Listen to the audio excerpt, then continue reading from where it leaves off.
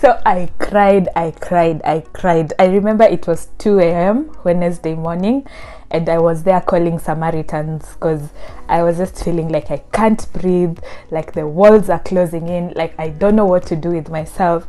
And guess what? No one picked my phone call.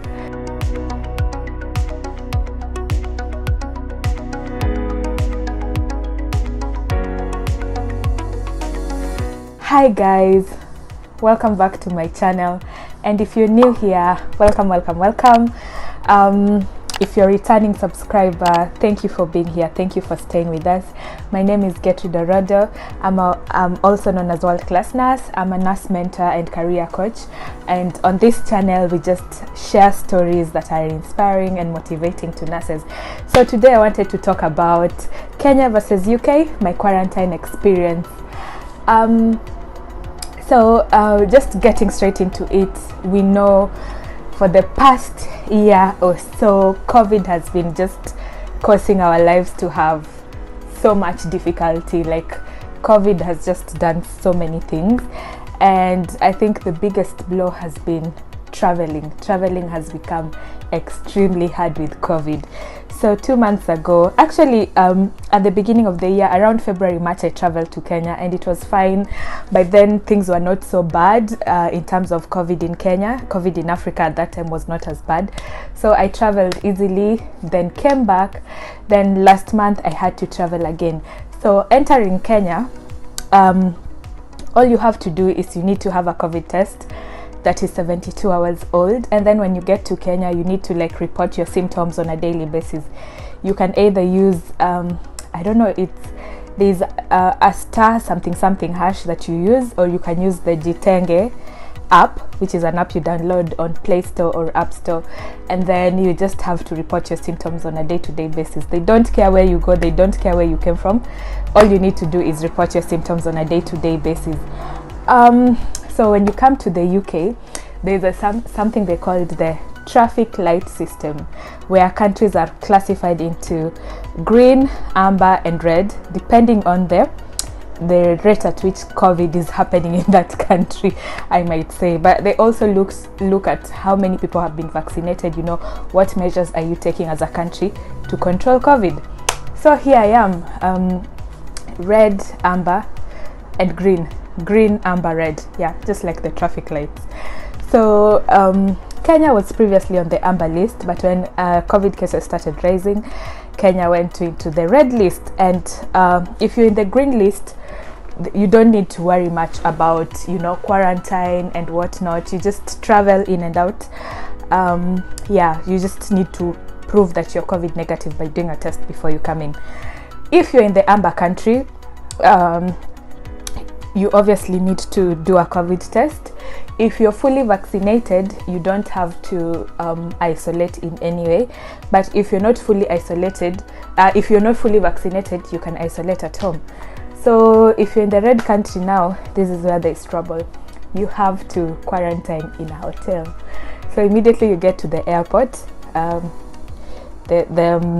there's a vehicle, there are buses that will take you to a specified hotel that you book before you travel, and it's so expensive. Right now it takes £2,250 or thereabout. I'm not sure of the exact figure, but it takes that much to quarantine a hotel.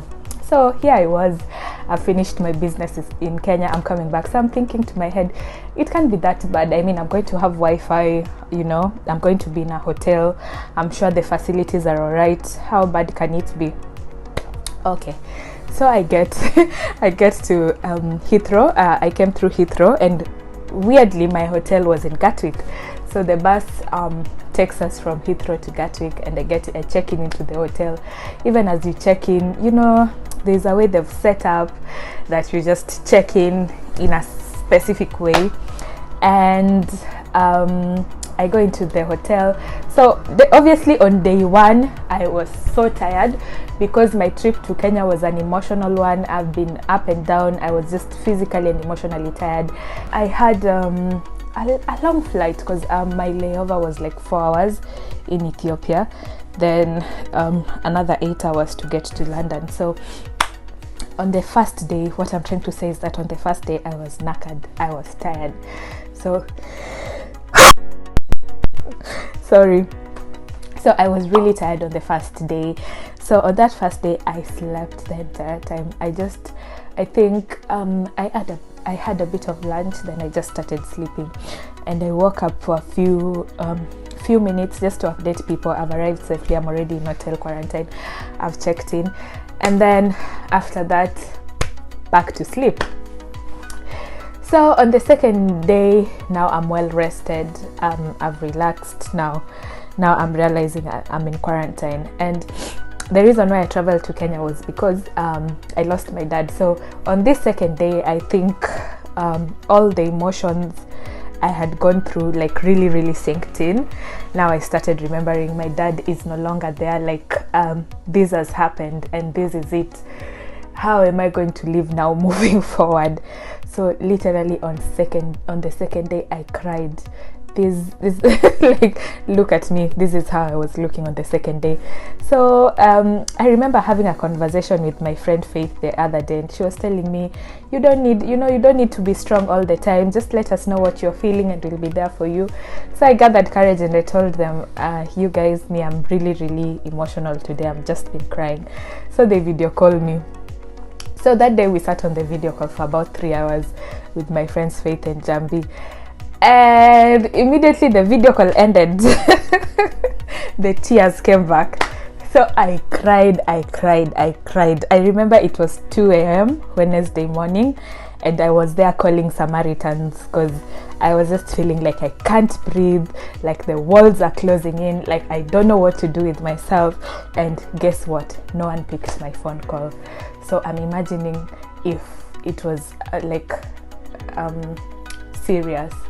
I know it was serious, but the way there are helpline that should be there for people when you're feeling like you can't take it anymore. So I think when no one picked my phone calls, I just decided that it is what it is, let me try get some sleep. Fortunately I fell asleep.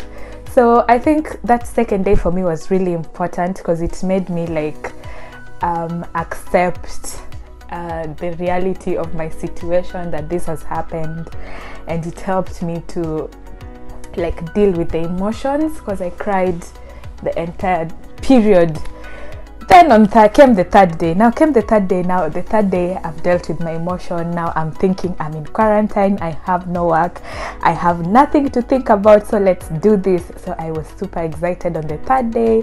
I started making TikTok videos. I even ordered a ring light and a tripod to just make my videos. I did a couple of videos and sent them to my editor to edit, and I started being active on social media because previously I had taken like a break off everything just to concentrate on family and the grieving period. So on third day, it was so much fun. At this point, let me just put it this way, I was also enjoying the food. For breakfast they would serve us cereal, a fruit, something hot, which would be an omelette or a sausage roll or something of the sort, and then something sweet like a muffin, or a croissant or croissant, depends on where you come from. So and then they would serve us also said cereal. So you make tea for yourself because there was the tea facilities there, so you can make tea for yourself if you want to. Then for lunch they'd give us soup, a sandwich, a salad, and a dessert, and crisps and water. So you guys, this is proper British stuff. Who eats a sandwich for lunch? Like, who eats a sandwich for a meal? Like, no, for us a sandwich is a snack, it's not a meal. So but at this point I was having a good time. I was literally enjoying the soups. Like, I was like, I should start making soups, I should check out these recipes and think about it. So I was enjoying the soups and everything. So I was really proper excited on day 3, and then I'm thinking, oh my god, I don't even have to go to work, this is paradise. So on day 3, that was it. Day 4, I was so happy as well. I was so active online. I was doing TikTok videos, I was getting in touch with people. Like, everything was going well, and I was like, oh, this quarantine thing is not too bad, like it's manageable. Day five now I started feeling like, oh, you know, if I were home I would have done this, I would have cooked this. But I was like, no, it's not that bad. Then I just said, let me order a bottle of wine and just relax, you know, have a good time, have a long hot shower, you know, make a video, read. I even ordered some books online so I can read, and I had other books as well.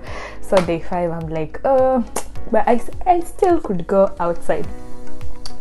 Day 6, oh my god, by day 6 now I wasn't even waking up for the breakfast, because they would leave all the food outside your door, but every time they come they would knock like some people were knocking like they want to break the door. So, you know, I'd wake up at that time, pick whatever they've left and eat. But by day 6 I was like, I can't even be bothered to go get my breakfast. So, you know, I woke up at 10 and I wasn't even feeling like eating the breakfast, and I'm thinking soup, not again, and the sandwich, and I'm just thinking no.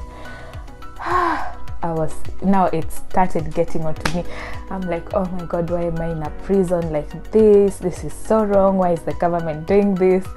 That was day 6. Now obviously by day 7 now I was boiling. I think on day 7 I was waking up by 2, the curtains are closed, I don't want to talk to anybody, I'm not replying to messages. I think at that point I was only talking to my boyfriend. If you send me a message I would respond hours later. So, you know, wake up, just try thinking, now it's already lunchtime, the soup is cold, I've not eaten it, but still order my bottle of wine. And then I think the only consolation at that point was just going online.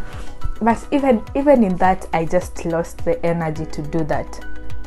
By day 8, now I was fed up. Now I just want to leave, I just want to go home, I just want, you know, to eat ugali. I started craving ugali, like I just want to eat ugali. And let me tell you, for the dinner they used to serve curry every single day, curry.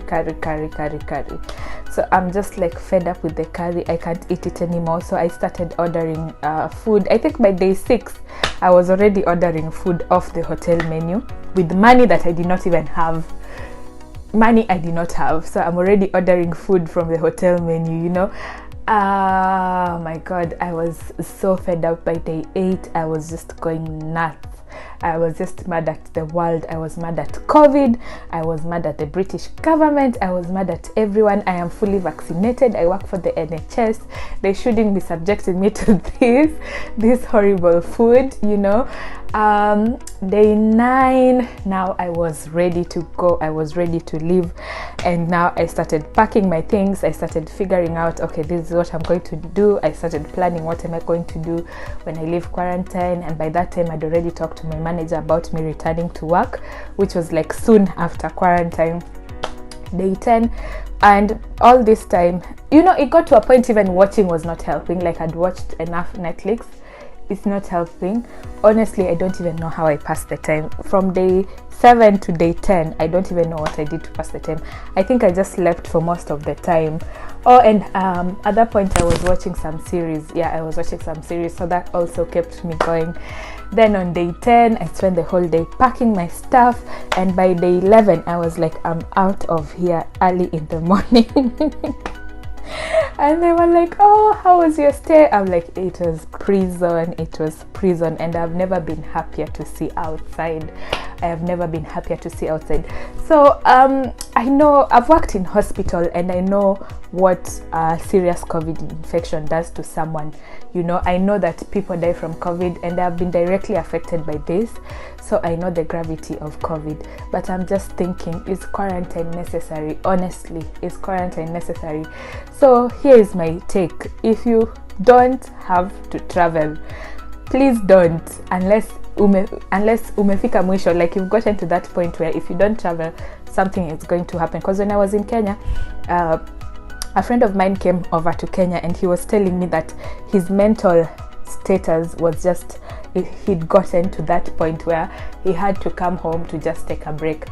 if you work in the UK, or you know, let me tell you, the truth is working for the NHS or even in the UK, it can be really stressful, and it gets to a point where you just want to take a break and you don't want to care about money, you don't want to care about anything.